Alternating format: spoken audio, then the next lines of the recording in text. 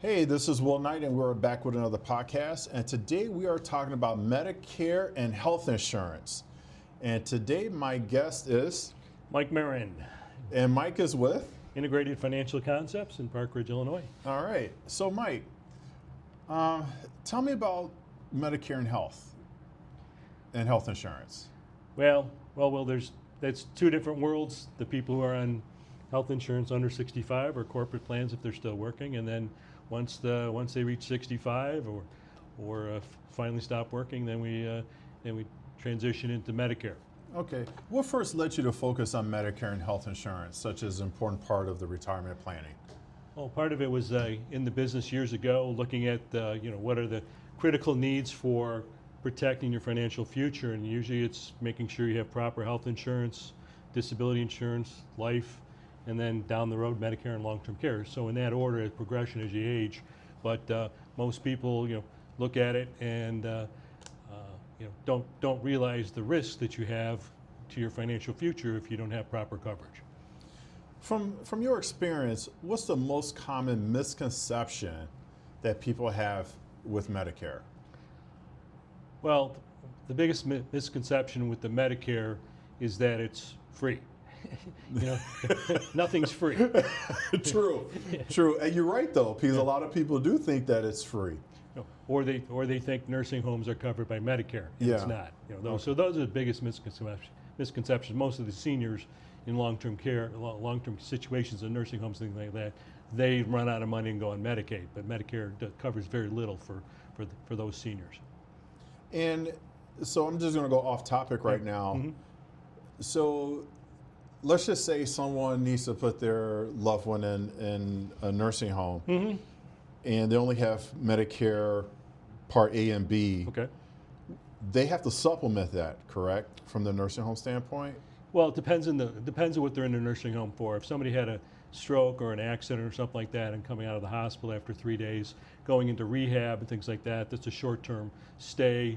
Medicare picks up the first 20 days, and then you've got so many days up, usually 100 days, but it's more for recovery in rehab and things like that when you're in the facility. But if you go in for a long, let's say a lot of us are experiencing parents and stuff like that, more dementia, things like that, where you go into assisted living or nursing home or memory care, those things are really, you're paying it out of pocket because Medicare stops after so many days of, when you first get in there.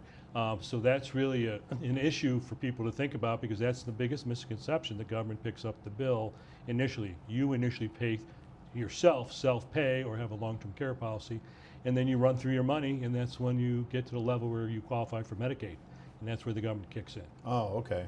So going back on topic, Yeah. You meet with different people at different stages, still working, recently retired, or already past the 65. How does Medicare planning differ to each group?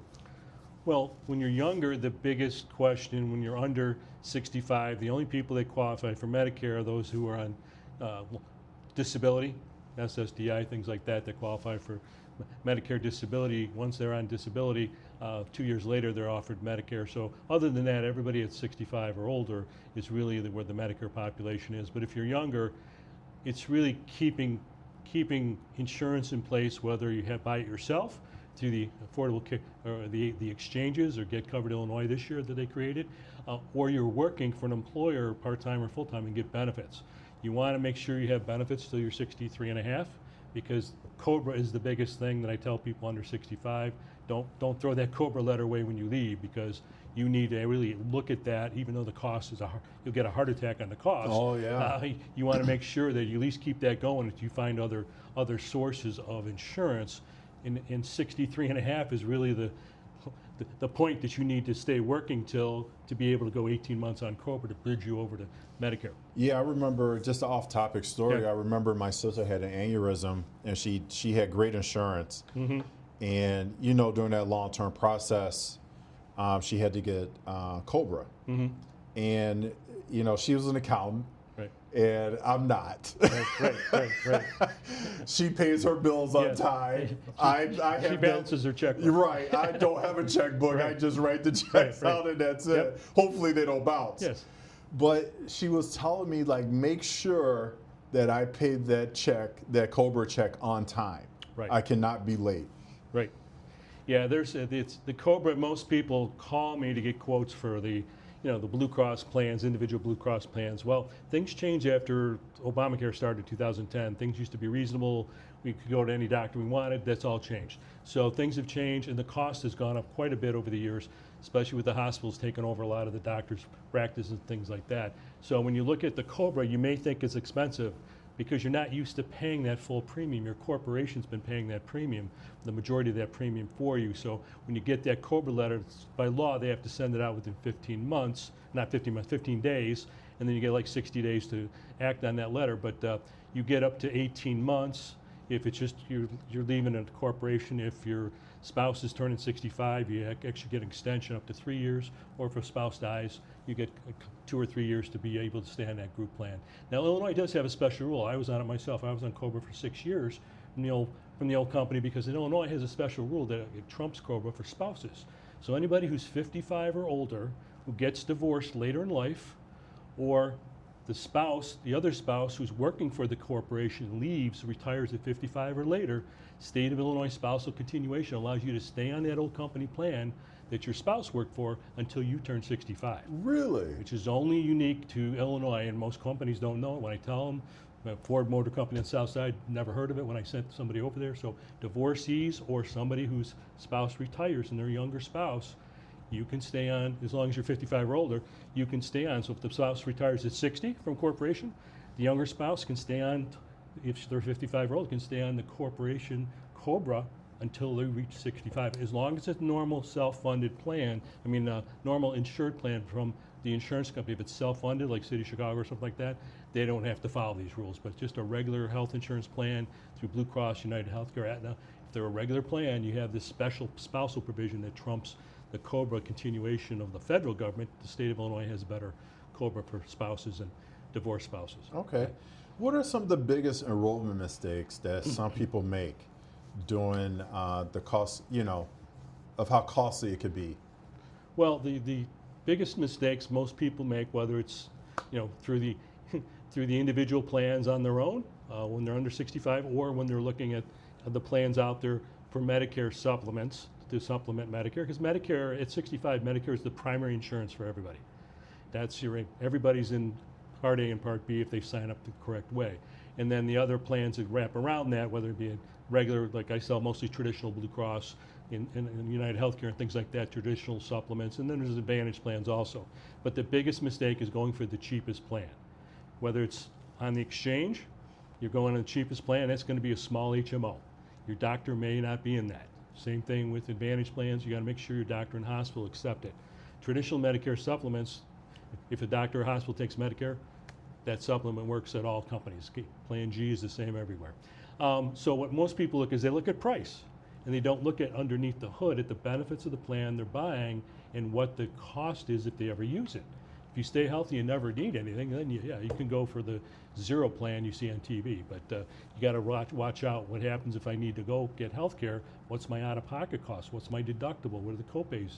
Does my doctor even take it? Well, if your doctor doesn't take it, it's like having no health insurance. What's interesting is I worked as a paramedic and also worked in hospitals. Mm-hmm. And I always saw people with Medicare cards. Mm-hmm. And it was like Part A, Part B, C, D, E, mm-hmm. F. Mm-hmm. And I always wonder, how many alphabets does Medicare actually have? Mm-hmm. And what's the cost of that? I know this is not part of our conversation, but... Well, you just got to remember the basic Medicare is Part A, Part B. A is hospital, B is everything else, okay. Doctor fees and x-rays outside. So A covers the hospital charges, B covers the doctor's fees and all the outpatient things that you get. D is for drugs. Ah. C was stuck in there recently, that's new. Part C is the Advantage plans, which are fairly new. So A, B, C, D are the basics of getting enrolled in Medicare. Okay. Which plan you're on. D is for the drugs, C is for I call the combo plan, which are the Advantage plans, with most of them wrap in the medical, A and B, plus the drugs, plus the vision, health clubs, things like that. That's just called a combo plan. The other letters that you see, the G, N, F, those are the most popular supplement plans out there. F is no longer available to anybody turns 65, but if you had it before, you can keep it. So that covers everything after Medicare pays. And the G plan, which is most popular today, you got a deductible for the doctor, deductible or Part B, deductible of $283. Then Medicare and Blue Cross or United Healthcare Plan G pick up everything. So it's just like, I'm using this term lightly. So it's just like if you have Blue Cross Blue Shield, you pay a deductible, and once you meet that deductible, then they pick up everything else. Right. So that's G. That's G. The good plan, I call it the good plan now. Is good plan now. Most people, 90% of people take G. This year it's $283. The deductible goes up a little bit every year. So does the premium for plans and Medicare Part B. And then N is just similar to G, but you pay copays when you go into the doctor or the emergency room. It's $50, things like that. So you pay copays and it lowers the price down, but it's very similar to G also, just a little bit more out of pocket. If you're going to the doctor a lot, then you take G. If you're pretty healthy, you can go N and save some money. Because I believe this conversation is very important for people who are mother, fathers, or themselves are going into retirement as well. What do you believe that Medicare decisions should be part of, or should I say this, should the Medicare decision be part of your financial plan? Well, I try to encourage people, just think about when you turn in 60, because 60 gives you time to make some moves, because 65, you've got a couple things going on. When you're getting into the mid 60s, we have the discussion with clients at 60 about Social Security strategies. When do we claim Social Security? And Medicare is coming at 65. So if there's things that we want to do ahead of time to adjust our income, because Medicare Part B is not free. It's got a standard premium, and then if you make more money selling a house, inheriting money, or if you take money out of your IRAs or 401ks the wrong way, that's income, and you're going to get taxed at a special tax called IRMA. Your adjusted gross gets too big. There's two sisters that you don't want to be hanging with, and that's Maggie, modified adjusted gross income, and IRMA, which is looks at your income and charges you more premium for Part B, all the way up to, I was thinking for a single person, if you had a $500,000 a year, you're paying $800 a month for your Medicare Part D and Part B instead of just paying $202.90. Really? And that's per month per person. So if it's with a couple, you're going to pay for both of you if you're both on Medicare. So you got to plan ahead of time how you structure things as to how your income's going to look in retirement, or when you're going to claim Social Security, because you can claim as early as 62 for Social Security and take a haircut, or you wait till 67, because normal retirement age now is 67 for most people, and you can delay that till 70 if you want to grow that check, but your spousal benefits, they stop growing at 67.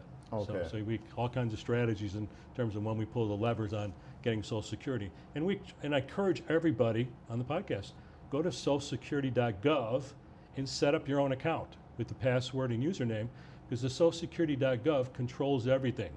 Your Social Security application and your Medicare application. But you can go to socialsecurity.gov today and do the projections. Hey, how much am I going to have in Social Security benefits, assuming I take it at 65, 67, 70. And it's the same website that you're going to need to sign up for Medicare in the future. Oh, so it's all online now. You don't want to go to the offices anymore. After COVID, pretty much metro areas, in the offices, they'll give you a phone call. But you can go right online and do everything yourself and get it done quickly and painlessly if you set up your own account today. I'm sorry. Yeah. And I know this confuses a lot of people when you say, "Oh my God, I need to go on Medicare," and I just got the notice, right? Or you're 60 or 65, or if you have health problems like organ transplants or something like that, and it's just like all of a sudden it's just like, "Oh my God, I'm like a deer in the headlights." Yep. Where do I start? Right. Well, the people who are on disability, SSDI, or like you said, renal failure, kidney problems, stuff like that, they get to enroll in Medicare early. So in general, it's 65. So the big question is, are you still working?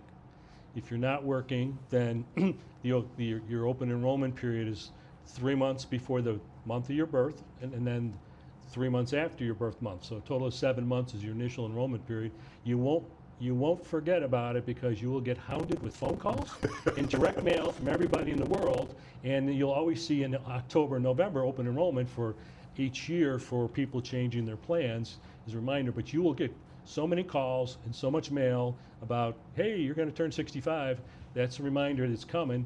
And if you're not working, you need to go back to socialsecurity.gov, your personal account, and then click through and just apply only for Medicare. Okay. And then do it right online, and then you'll get your card. It takes about a month. Then once you get your card, you can sign up for one of the plans that you want to have to supplement to wrap around your Medicare coverage. Now, if you're still working, different story. If you're still working and you're with a large company, it has to be over 20 people, because if you're working for a small business, you got to sign up for Part A and Part B. If you're working for a large corporation and you continue to work, your group plan at work is still primary. Okay. So you can sign up for A if you want to, because A normally is free. There's no premium because you put in the 40 quarters and you paid for A. B is to this year $202.90. Well, if you're on a qualified group plan of a large company, you can waive Part B until you retire. And then when you retire, then sign up for Medicare A and B or B. Because if you sign up for A, you cannot do a health savings account. If you're doing a health savings account, any part of Medicare, if you're half pregnant, you can't do a health savings account. So if you want us to keep doing a health savings account, do not enroll in A. Okay. So keep that up. Now, once you go off the plan, COBRA continuation does not qualify as a reason for extending the enrollment in Part B, because Part B has penalties. If you don't join, it's 10% every year you're late for life. And then Part D is the drugs. It's 12% a year for the same time. You know what's interesting? You mentioned this, and it immediately triggered a friend of mine. Mm-hmm. Still works, Mm-hmm. and I think he's over 65. Mm-hmm. And it was funny because he had to get his job to write him a letter so he could submit it to the Social Security, Right, to validate. so he doesn't get fined. Right, right. Yeah, well, they'll ask you, and that's why I tell people, when you go off your company plan, keep that letter of credible coverage. Shows you how many years you were on the old group plan, because they're going to come back, especially if you're past 65, the drug companies and Medicare are going to ask you to prove that you had credible coverage for all those years. Otherwise, you got penalties. Now, there's a couple exceptions to those large corporations, like City of Chicago, people that I work with. City of Chicago, self-funded, they require you, even while you're working for the city, to enroll in Medicare both parts, A and B. Colleges, same thing. So check with your HR department. Always check. Hey, I'm turning 65. I'm on this group plan. Is there any other requirement that I sign up for Medicare, or am I good on staying on the health plan as my primary insurance if it's a large corporation? There's a few exceptions to that, and it's always good to check with the HR department. Okay. How? That's a lot of information. This is interesting to me. Yep. Have you seen healthcare costs change a lot over the years? Yes. So on average, like you saw a lot of the press in the fall about the subsidies and things like that. So, when we started the new healthcare system in 2010, Affordable Care Act, we had a lot of promises, and those haven't been delivered. All my clients with Blue Cross individual plans still have them prior to 2010, because they get to see all their doctors, all their hospitals, and the cost is about a third less than what the current prices are, because the new plans have all the preventative things and all the extra mandated benefits that the government has. So the costs on average went up 15 to 20% last year. And so it's very hard to see the cost of the premiums for people if you're working for yourself and you got to buy this health insurance on your own.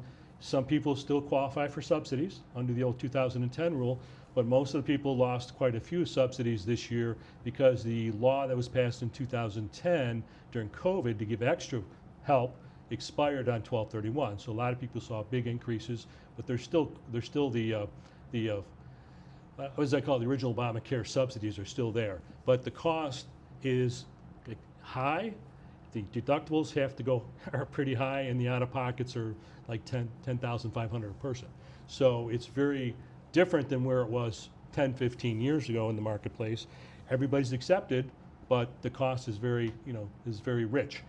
Same thing happens with some of the supplements. You know, we go through price increases also. The biggest one was last year. You know, they were 10 to 15% average cost increase on the supplement prices. So those usually are 3 to 5% keeping up with Medicare inflation. But because of COVID, we had a big surge of expenses come through. But you know, the cost, the healthcare is significant for most people, and that's why it's you know, it's critical to look at where your job prospects are, or if you're working part-time, Starbucks, Jewel, you know, places that give you benefits for working part-time. So it's always good to look at, hey, what's plan B, and plan that out, because even people that retire, police officers retire early, you know, it's $1,200 a person for the COBRA.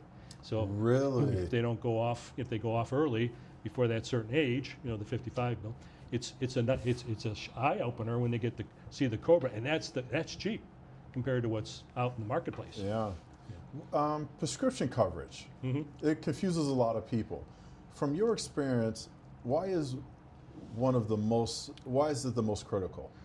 Well, prescription drugs coverage, what most people don't realize, we didn't have any coverage in Medicare until 1996. George Bush #2 brought that in 1996. There was no drug coverage in Medicare before 96. So a lot of people don't realize how recent that Part D has been added to the Medicare equation.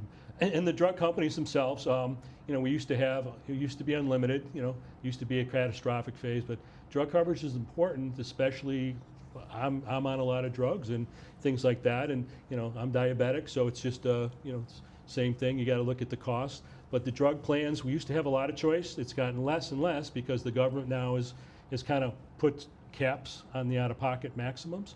So the drug coverage itself is vital, but I'd say 70% of the people are on generics, and they can do there's 2 plans like here in Illinois. There's 2 plans that don't cost anything, and so if you're healthy, you pick that plan, or even I'm on a 0 plan. But the maximum you can pay this year in 2026 for covered drugs is $2,100 out of pocket, plus your premiums on top of that. So you got to make sure your drugs are covered. Don't choose a 0 plan because of the price. Like anything else I said on health insurance, 0 is not 0. You got to look at the total cost. So you can go to Medicare.gov. Anybody can go to Medicare.gov. You don't need an account, and type in your drugs and get an idea what the costs are going to be.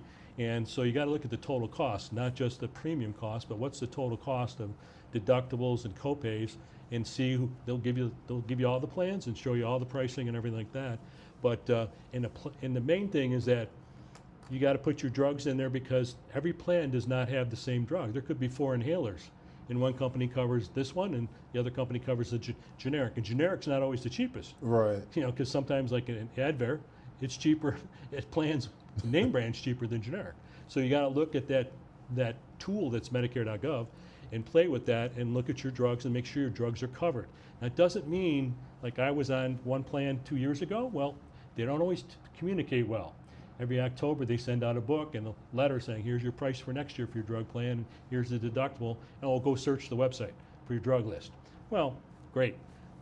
So, you know, they dropped one of my drugs. I would have not known about it unless I went on the website and said, okay, now I got to go to Humana next year. So it's just they cover the drugs. So you got to just because your plan is good this year, it's like a shell game.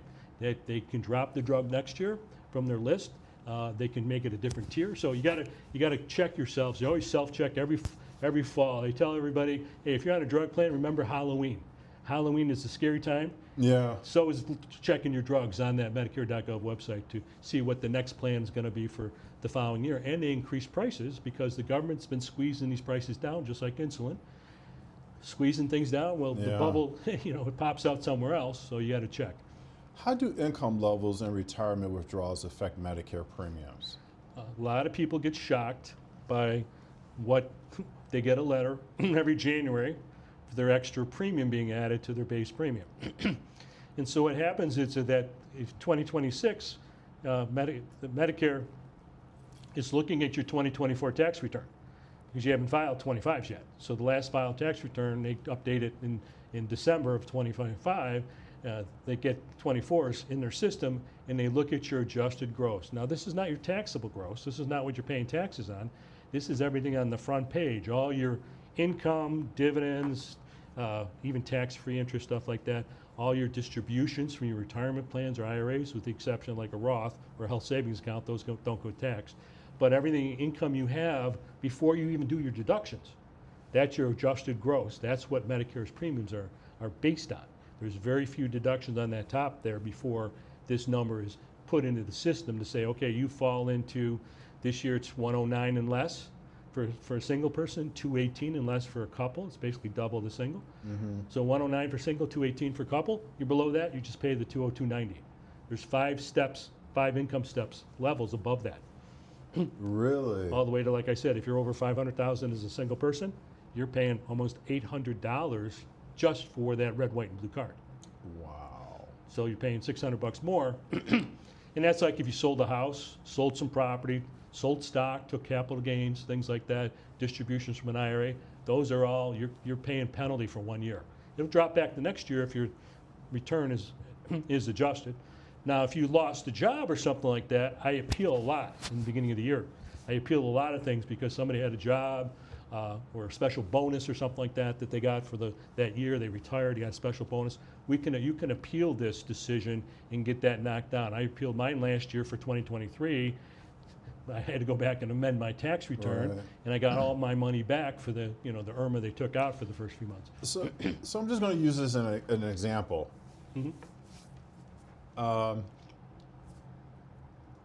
Person sells their house. They sell their income property. Yep. They have all that cash in the bank. They're 60 years old. Right. What's your plan? Well, it depends on what they want to do with the money. Where that's going to go. If it's going to go into, because The bank, financial. Well, any bank that you put it into, any place you're getting regular interest, it's your bank or savings and loan, your credit union, things like that. That's reported interest each year by the banks. So sometimes it's what's the money for? Do we put it into fixed annuities making today 5%, and that money's tax deferred until you take it out in the future? Do you invest it in the market? Do you invest it in something to let it grow, so that growth is not taxed, unless it'll have some capital gains and stuff thrown off, minimal, but that appreciation, is delayed till down the road when you want to sell that and take those profits, or if you die, it goes tax-free to your heirs because it has a stepped-up value in your house and your investments and things like that. But if you're sitting in a CD, you're getting that 1099 INT from the banks every year. You just pay tax as you go on that. So you just got to look at it. When you're looking at roughly when you're 63, you got to look at your income because that's going to hit yours when you go on Medicare at 65. Okay. And that's why we talk starting at 60, start doing plans for saying, hey, what's my income going to be from 63 and 64? Because they're looking back 2 years. So a lot of times we'll do Roth IRA conversions and things like that, and from 60 to 63 to get some of that money taxed and not be affecting your Medicare. So I have another question because we're already off topic, but still on topic. Right. I see a lot of people moving out of the country. Okay. For instance, I was recently in Panama, and you look at some of these chat groups, Reddit, Facebook, everybody's saying Panama City, Panama City, Panama. This is like, I don't see the enthusiasm moving to Panama City, but other people do. Right. Or they move out of the country to Europe or whatever. Right. Do you still encourage people or the process of still having Medicare? Well, it really depends on where you're moving to, because Medicare stops at the border. Okay. The G and the plan Medicare supplement plans cover like 50,000 for foreign travel, and then I have Geo Blue, which is covers you when you go to other countries, whether you're doing missionary or students or just vacationing for 2 or 3 weeks or whatever in Europe or South Africa or whatever, especially Mexico because they make you go to the ATMs before they treat you. So you can buy insurance, health insurance through Blue Cross for travel overseas. Now, if you're going to live overseas, then you're going to have to look at each country's system as to how you can residency requirements, things like that, whether or not you can get the card for Portugal, Spain, whatever, Italy, whatever country you're going to, or Costa Rica, like you said, or see what they have from their own government standpoint, what plans they have over there. And some people will keep their supplement in force, because they'll travel back for care. A lot of Yeah. people in Florida have supplements in Florida, but they get their care back here in Chicago because all their doctors are back here, and the doctors down there aren't Right. as good, they think, Yeah. as the ones back here in the Chicago area. So I didn't know this, but Blue Cross Blue Shield have a travel insurance that you could get? Travel policy, yeah. Travel policy? Okay. Yeah, travel insurance policy, and it it's medevacs you out, it's the whole shot. So, Oh, okay. yeah, so it's like you see stuff on when you buy buy your card, buy your ticket on the plane from Allianz and those guys, and that's a little bit similar, but not quite as benefits are better on the separate policy from Got it. Blue Cross to cover you worldwide. Okay. You work with couples often and single people. How do Medicare planning differ from those spouses and different from the retiring? So you have the spouse that's not retiring, and then you have the Okay. person that's retiring. Well, the big question is when you get the spouse who's turning 65, and it really depends if they're the same age or you get a difference in the ages. Because if you've got the biggest problems with a lot of people that I work with when they turn 65, their spouse is 5 years younger. So it's a really critical question: is this other younger spouse still working? Can you, like City of Chicago, the spouses can stay on COBRA for 3 years, which I really encourage. So you can stay on your usually a corporate plan that they're leaving, they can keep the spouse when they turn Medicare eligible. Usually most COBRA, even on private plans, 2 or 3 years for COBRA coverage to continue for that younger spouse. Keep in mind if the younger spouse is working and they're working at a decent job and they have big company, you can now switch on to her plan when you turn, let's say your coverage ends at 65 for your employer, whatever, wherever you're working. Well, now the younger spouse who's still working full-time or part-time but has benefits, you can now, that's a special enrollment provision mid-year to go back on their group plan and ride their group plan until they turn 65. Okay. It's got a cost. You got to look at the cost factor. What's the deductible on that health plan? What's the cost to add the spouse versus just enrolling in Medicare?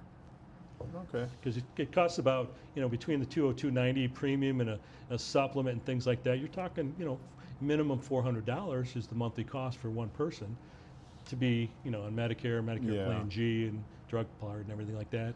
What questions do you best prepare clients to ask you? Or do you meet with a client, they come in, they know nothing about Medicare or health insurance. What are some of the questions, or how do you prepare them? Yeah. Well, it's funny because I get a lot of clients who come to me because I've been around working with these groups for decades, but they come over to me and for the investment help and everything like that, and they said, yeah, where you distinguish yourself is you're looking at holistically at everything. Right. You're not just looking at the investments, you're looking at the Medicare and the health insurance. So probably the first thing when I'm talking to somebody is just giving them the breakdowns. I'll give them different pamphlets and things like that. I always give a sheet out of Social Security and Medicare, just the basics, the costs and everything, and let them read that.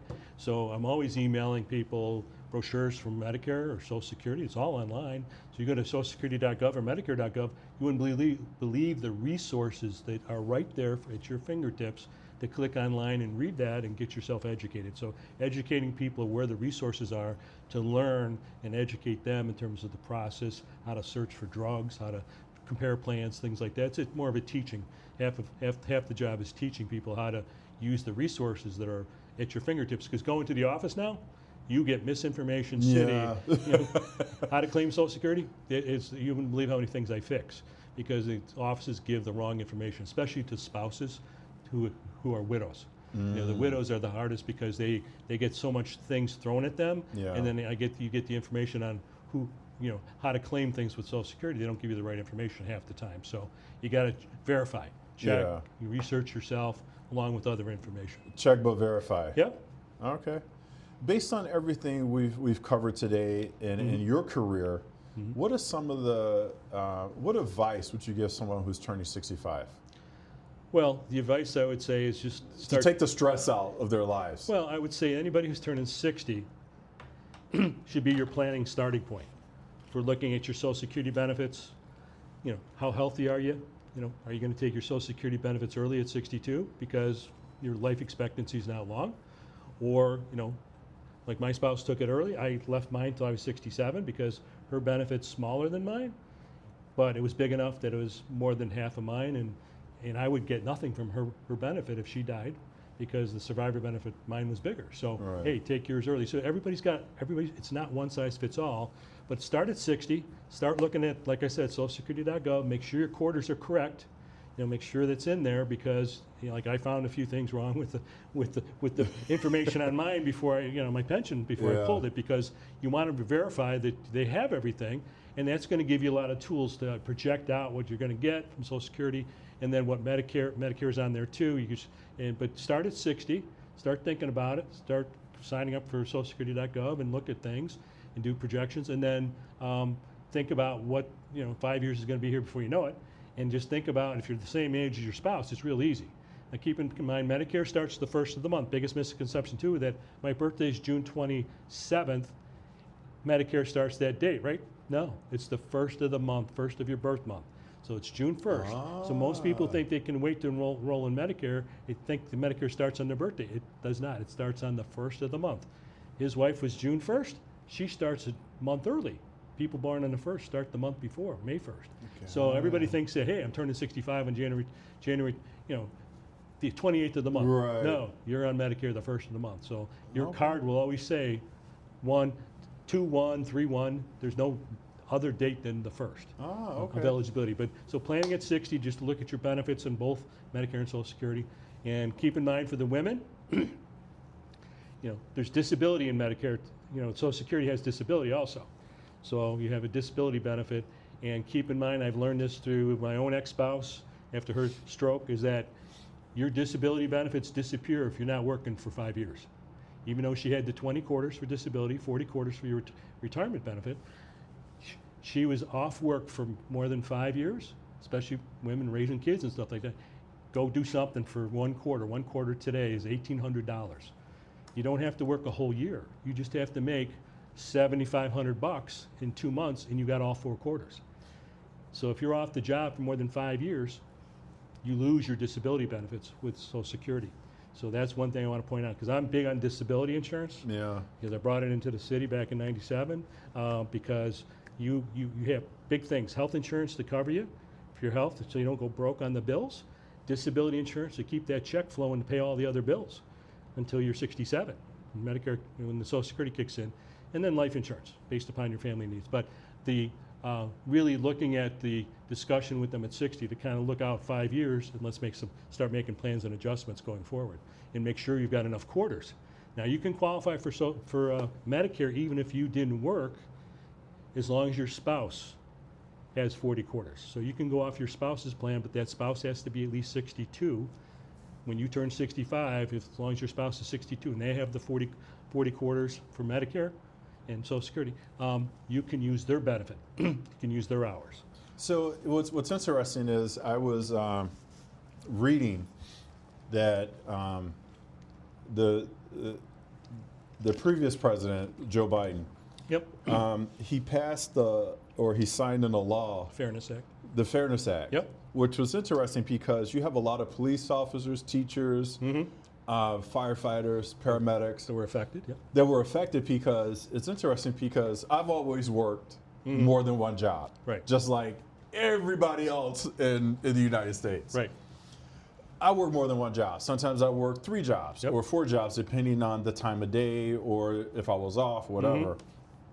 What's interesting is they were still taking out Social Security. Right. And I knew at the time, it was like, oh, I'm not going to get paid because I still Gonna get whacked. I'm going to get whacked and everything. Yeah. And then all of a sudden, I retire.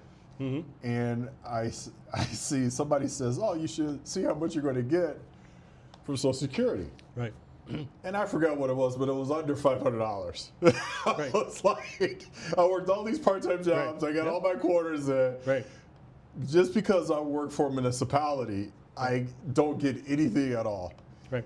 And then when he passed it, where I forgot the name of the bill, or The Fairness Act. The Fairness Because you Act. never paid the taxes because your pension took the place of Social Security. right, exactly. So now I looked online, and now it went up drastically. So I'm like, oh my God, this is great. Yep. So it's interesting how that one law affected every Yes. if not 80% of the people. Yeah, well, public sector, especially around here, Chicago public school teachers and, like you said, any of the municipal workers, and I'm still finding thousands of dollars a week for people because they all got their checks fixed and they got their retro check, but they don't realize the biggest change was GPO, government pension offset. GPO was when somebody passed away, or spousal benefits, things like that, because you couldn't get spousal benefits off your That's right. higher wage earning spouse. You didn't get half their benefit because it disappeared because you were getting a pension. That's right. Or they died. Their $3,000 check disappeared because your pension, 2/3 of your pension offset that benefit. You got yours. Huge change. A lot of people don't know they have to go claim that. They don't send you the check for that. Right. You got to go claim They spousal. only send you the check. They don't send the check for They fix your check, yeah, but you got to claim for spousal, and you got to claim a survivor benefit. So it's huge for a lot of the widows, a lot of things like that, who never. And I had one officer whose wife died at 55, never collected. Well, he was entitled. He never worked for Social Security hours at all. He's all city. He got $25,000 retro check and $1,800 a month. Yeah. That he wasn't getting before. So that's the biggest change in just educating people about, hey, are you getting the best check? Right. And you're getting the biggest check because you got to go claim that Yeah. and even from exes. This is a weird thing about Social Security. If you're single, and you were married before, you might have been married twice before. Once you get to the age for Social Security, you're getting your check. Hey, wait a second. How'd your ex do? Oh, they were successful. Well, you get to claim half, and they don't even know. Really? They don't even have to be claiming yet, because when you're married, you have to claim Right. benefits for your spouse to get it. When you're divorced, 10 years one day, if you're married 10 years one day, you can go claim a spousal benefit off the successful ex. Even if they remarry, you get half their check. They croak, they die, you get their whole check. Now, if you're married twice, you get to pick. Right. Take half here. This one dies, you take the survivor. The other one finally dies, you get a bigger check, you get that check.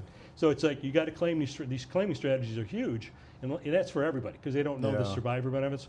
I had a client died last fall, and she went into the Social Security, and her benefit check was $2,550 a month, and his was $2,500, and she went to claim. Yours is higher. You take the higher of the two. Well, that's usually the rule, but not for survivors. I mean, it is. So if they gave her hers, they turned hers on for $2,550, so you get $50 more a month. And I go, whoa, you're giving that back. You got 1 year to do a mulligan. You got 1 year if you take it wrong. You got 12 months to fix it and put it back in the system and say, never mind, like you never claimed, and have it. So I told her, I said, you're going to claim his at $2,500. You're only 67. Yours will grow 8% a year till 70. Then you turn yours on at 70, and it's going to be like almost $3,000 instead of the $2,550. Right. So, and she was told by Social Security office to claim hers for $50 more, instead of delaying hers and taking his $50 less, and then hers would keep growing. So within a year, she paid that money back, or 2 months? Yeah, she 2 months. She just gave it back because I caught her right after she did it, and went to the office, got misinformation. So so survivors can take theirs. Somebody dies, you can claim survivor benefits as early as 60 on your spouse that passed away, and let your benefit keep growing until 70. Okay. Or turn it on anytime after that. So there's a lot of change. That's why we say Social Security, Medicare planning, start at 60, get kind of used to where things are, projections, for your benefits, how that's going to, help your retirement, with your other retirement sources that you save through work. Pensions are more rare now, but 401ks, 457s, 403bs, your IRAs, your Roth IRAs, simples, things like that. So just looking at all your assets and saying, okay, which bucket of money are we going to access first?